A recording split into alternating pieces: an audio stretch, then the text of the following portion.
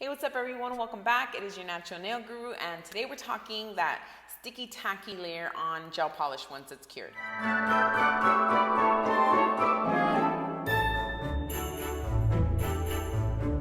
Okay, so what is this sticky layer? This is called the inhibition layer. It's essentially pretty much like the leftover residue of the uncured monomers in the gel.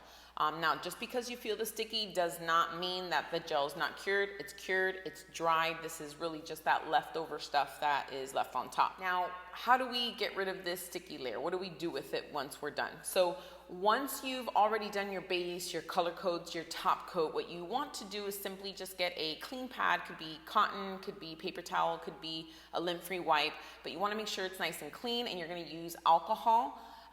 Just dampen it with alcohol and go ahead and wipe the nails off. Now, you definitely want to make sure that you are using a 90% alcohol or greater. I like using 99% in the shop, and the reason for that is because when you are wiping the sticky off, if you're using any alcohol that's less than 90% or you're using acetone to remove it, it will dull away the shine. And you definitely don't want to use acetone to wipe it off because acetone breaks down gel polish.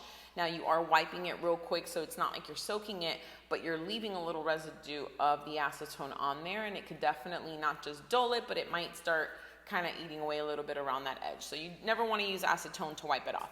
Now, they do sell cleansers. Actually, I have one here. Let me show you. This is a gelish nail surface cleanse. There are cleansers that are specifically made to wipe it off, and they're really intended to smell really nicely, not be so rough on the skin, but also so that you are left with a really nice shine. I'll be testing this out with regular alcohol in another video. But you don't really have to buy anything fancy. 99% alcohol or anything above 90% is really going to help. With the inhibition layer, a lot of people, it is said, I guess you could say, that the sticky layers help the gel stick to the next layer, which could be true. But when I am doing art specifically, I always wipe off the sticky layer from the color so that when I'm doing my lines and stuff, the gel isn't like bleeding into that sticky layer. It's really nice, dry surface so that everything is just really nice and clean. So I always wipe it off. I do my art, and I have no issue after that doing my overlay, doing my top coat. Definitely no issues with the layer sticking together even when I do wipe it off. With that said, if you aren't doing art and you have no need to wipe it off, don't do it. Leave the sticky there and make sure that you're wiping it off when it's done.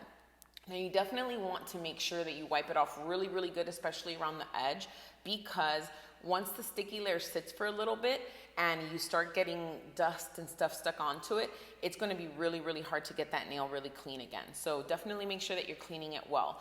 Another tip to keep in mind is we got 10 fingers to wipe off, and I use these little alcohol pads. I will use one of these for up to 5 nails, and I'll try to use different parts of the pad. Why? Because as I'm wiping off the first nail, the second layer, if I'm still using that same little piece, I have a bunch of that leftover gel residue on the cotton pad. So I'm rubbing that into the nail, and it's not really going to help keep it as shiny as possible. So what I do is I'll go ahead and wipe, and then I'll move my cotton pad over and use different parts of it as I move on to the other nails. I'll throw it away, and I get another one for my second hand. So you definitely want to just be cautious with that because we want our nails to be as shiny as possible.